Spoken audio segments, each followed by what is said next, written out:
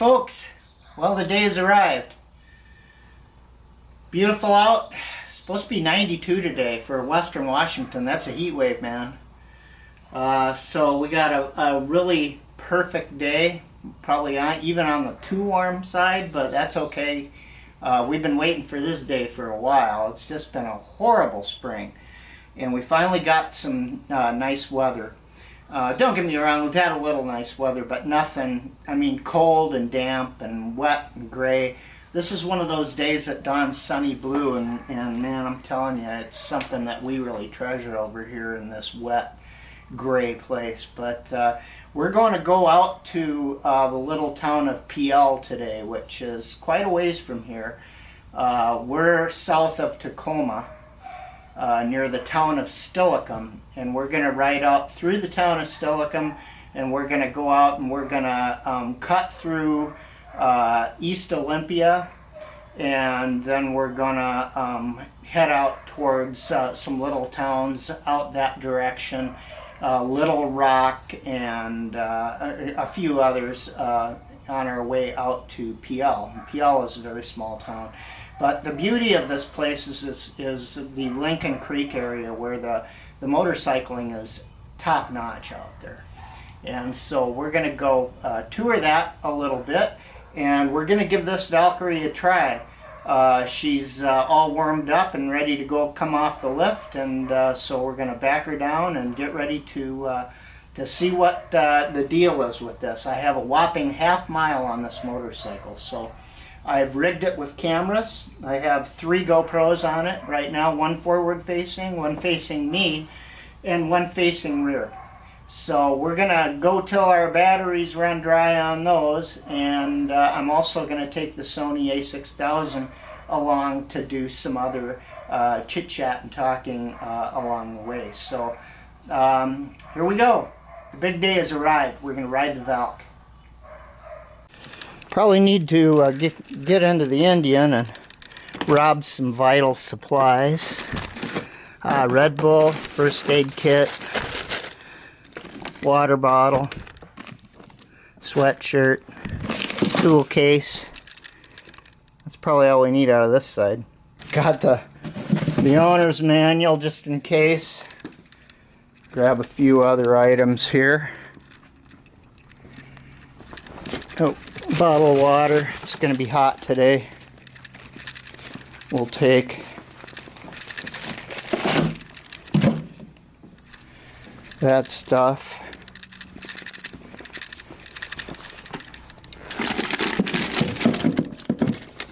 And what else we got? There's some more tools. Writing gloves, do-rag, hat.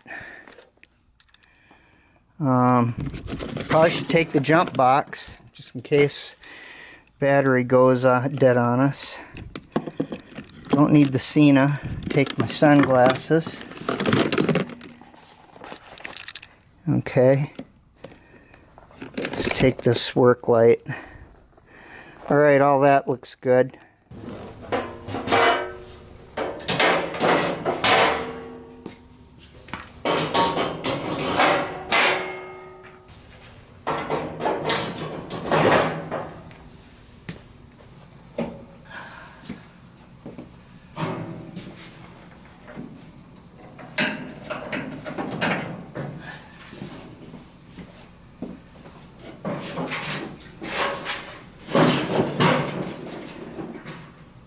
Fuel is on.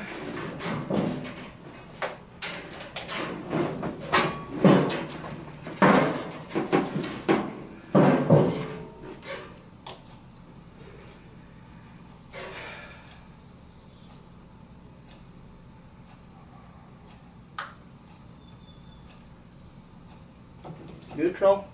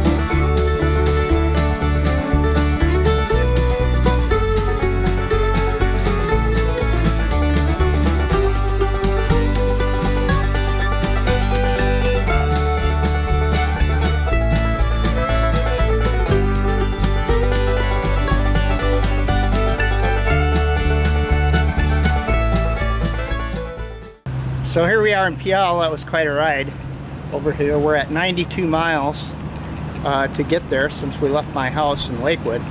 And this little town here has been here for a long time. It's a lumber yard, or I should say lumber town, logging town. Yeah, it's a logging town. It's founded on the timber industry. A pretty cool place, little tiny burg. Not very many people live here, but everybody that is here is usually super nice and friendly. I mean, unlike a lot of people in Washington, towards the bigger cities, get out here, it's pretty sweet. So the Valk ran good. It ran really good. I'm amazed at what a great riding motorcycle it is. I guess I shouldn't be, but it's 98 technology, you know, it's an older bike. But yeah, the thing corners and handles really for a big heavy bike like this. That thing is really sporty. And what I really love the gear range on it. You know, you don't have to shift your butt off all the time. Basically, you get it up to 4th or 5th. In 5th gear, unless you have to slow way down, it's almost like an automatic transmission. I mean, it just zoom. You can go from 30 to, you know, 75 or 80 and nothing flat. Works great. Runs good. Lots of acceleration. I suppose check the fuel tank would be in order before we head out of here. I don't know what the range is on this thing or what sort of performance it's getting. We're gonna, there's a gas station right up the street here, so we'll probably top off there. And then what we're gonna do is we're gonna head over and we're gonna go through the town of Chehalis, and then we're gonna go into the town of Centralia. And then what we're going to do is we're going to ride some twisty roads between Centralia and the town of Tenino. And that's probably where we'll take lunch, is at the Landmark Tavern in Tenino. I could definitely eat right now. It's about 1:30 right now. And at any rate, I think what we'll do is we'll head to Centralia via Chehalis, and so that's it. Bike's running good. The only anomalies is the shifting problem I think I mentioned earlier. It has a kind of a weird shift from 1st to 2nd, which and sometimes grindy downshift in there. So I think the trans is going to need to be taken apart and looked at. So I'll be thinking about doing that. And looking over, reading the manual and studying how tough of a job that is. But yeah, I mean, heck, I can't really complain, you know, very loud at all. It's a pretty fun bike. So anyway, let's get back on the road.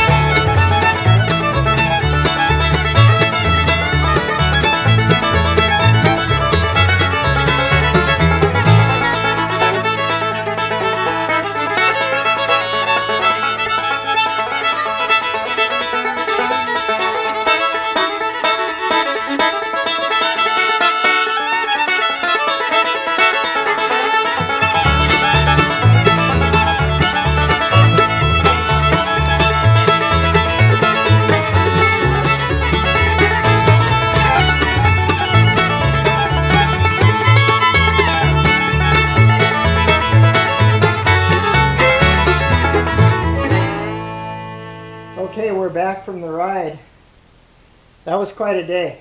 Beautiful out there today. Nice and warm, man. Fabulous. Yeah, when you get down around the rivers and stuff, it would be, you know, these layers of cool air that you'd ride through that felt sort of like air conditioning. It was fantastic. I gotta tell you, I'm amazed with this bike. This big heavy bike, man, it handles really nice. And it's got lots of power. It's very smooth. I got a big kick out of it. Just a really fun day. We put in 192 miles altogether, and that was pretty neat. We went out through, as I said, we went out through East Olympia, through Steilacoom, and then out through East Olympia, and then out through Little Rock and Rochester and Adna, and then out to Pe Ell, and then we looped back through Chehalis into Centralia, and then went back along through the farm country there, stopped and took a lunch break in Tenino, and then backtracked a little bit, and then caught a real curvy road. That's a real fun one to ride back, but it bypasses around through the woods, the backside of Tenino, and then comes back to the town of Yelm, and then we just worked our way back here through DuPont to Steilacoom and back home. So pretty fun day, 192 miles. I think it's a pretty adequate test for the bike. We had some mostly good marks here. Acceleration was fantastic. The bike starts, runs, idles smoothly, flawlessly, has plenty of power. There's no hesitations on acceleration, or the motor never died on me or did anything funny like that. Everything works on the bike. The horn, the turn signals. I fixed the turn signal canceling and caught an electrical problem that was in the bike when I first got it, and fixed that. So everything is working perfectly on the bike right now, and except for a couple of major things. It idles good, which, I mean, just doesn't stumble. It's not leaking anything since we got back here, so that's good. It's cooled off nice now. Braking seemed to be pretty good, decent. Really don't have any complaints with the bike itself. It's a fun bike to ride. It's a big, heavy bike. Pretty neat, though. I'm used to heavy bikes. My Indian Chieftain weighs 800 plus, so it's a big, heavy bike like this, too, and I kind of like that. I ride the small bikes too. I have an XT250 Yamaha, which is sort of a dual sport, and it just feels like a toy. I mean, these big motorcycles, this is what I like to ride. The Indian Challenger is awesome. I like to ride the big bikes. Saddlebags, I really liked having the saddlebags. I was able to take all my camera stuff and batteries and all that stuff with me. It was pretty neat. I was able to just, you know, have everything I needed. Most of it I didn't need. I didn't need any tools. The bike never let me down at all. I always started and went down the road the way it was supposed to. That gets us to the negative column. The bike does have an issue, a fairly serious issue. It has a real grindy first to second gear shift under higher RPM. The salesman, when I spoke to him on the phone, he mentioned that to me. He said there's a shifting fork issue or some kind of problem with it. Wasn't quite sure what he was talking about until I actually got a chance to get the bike out and ride it. But what it comes down to is that when you goose it away from a stop sign and you wind it up a little bit and go to shift to second, it gets grinds into second. Not every time. The way I found it, I almost turned around. I thought, oh man, this isn't rideable. I'm afraid I'm going to do more damage than good riding this thing. But I just said, let me see what happens if I can. Maybe I'll do second gear start. So I started doing that, lugs a little bit, and that was okay. And it's got enough torque to do second gear start, no problem. But I thought, well, maybe if I shift at real low RPM, maybe I just use the first gear to get me moving, say up to 5 or 6 miles an hour, and then shift immediately to second, and see how it goes. And that's what I did for the most part when I remembered to do it. I'm not used to it. The Indian, I have a tendency to wrap that thing out in all its gears. So same with the Victory, and those transmissions are, squared away. This one's got an issue. I don't know what the issue is. It could be the synchro, first to second gear synchro, maybe. I don't know. I don't know a lot about this transmission. I know one thing. To service the shift fork and all of that, you have to split the case. So that's a little overwhelming. I read the section of the manual on how that's done, and it's you gotta get right on in there. You gotta get right inside the case, and which I have a slight oil leak between the two cases, so maybe I'll be able to rectify that. But there's just no two ways about it. The clutch is also, I believe, pretty worn on it, because you don't really get engagement until you're way beyond what I think it should be like. Check me if I'm wrong. If I'm wrong on that, if Valkyrie's always engaged like almost at the end of the clutch throw, I have a hard time believing that. But if that's the nature of the beast, let me know that. But I'm pretty sure I'm going to need to do the clutch frictions in this bike. Those were the two main problems. The first to second gear shift is rough. The clutch appears to me like it needs a rebuild. The braking is decent.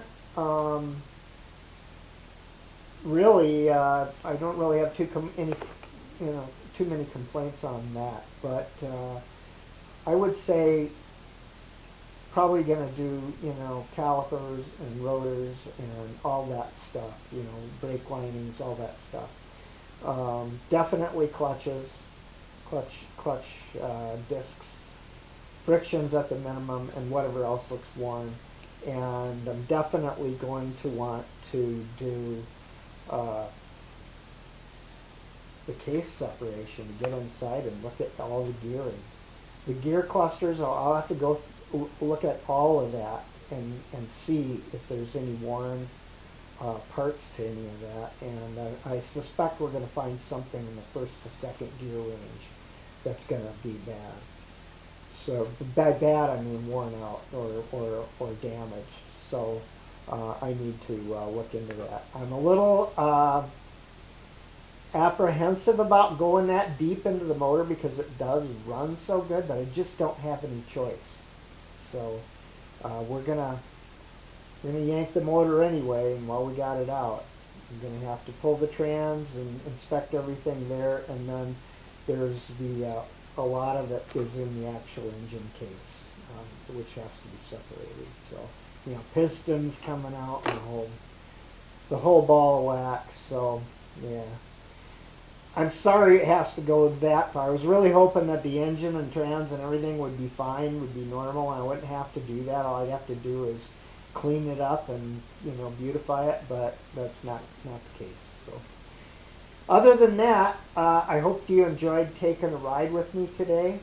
It was a beautiful ride here in Western Washington State, and I hope that you'll tune in for the upcoming videos, because now that we know what we know, it's time to start taking the bike down. I have more parts on order. I have all the stuff to rebuild the front forks, seals, and all of that stuff. And I'm going to need to do the research on what gaskets and O-rings and lock washers, so on and so forth, that I'm going to need to order for. And special tools. There's a few special tools required to get these cases apart and back together properly, and to do the clutch. There's a clutch holding tool. There's some various special tools that I'll probably only use once, but I think when it comes to special tools in the automotive industry, I think a lot of them you can actually make yourself, or you can find ways around it. But there are some of them that are so unusual that you kind of stuck by them. And I have looked into a few of those things. So I need to do a complete research, make a parts list so that I can get all the parts here and then when I have them, because I kind of like to split the cases. I'm still going to need to order whatever is broken there, or whatever. So I don't think there's anything broke necessarily. I think there's probably just some wear and tear. Who knows, what we're going to find. But I'm going to try and order a bunch of the parts ahead of time, because there's stuff like lock tab washers and stuff like that that they want you to replace. There's some O-rings, there's some gaskets, and so I'm going to get all of that here. And then when I find out if I need a second gear or whatever it might be, a new shift fork. The manual looks pretty good. It's pretty explanatory. So it's got pretty good pictures and everything, but it's going to be incumbent on me to take good notes and photographs and everything like that when I actually start doing the work. So thanks for coming. Thanks for being here. I really appreciate it. And subscribe, thumbs up if you can, small thing, and be ready to watch us go through this motorcycle piece by piece. Thanks a lot, y'all. We'll see you later.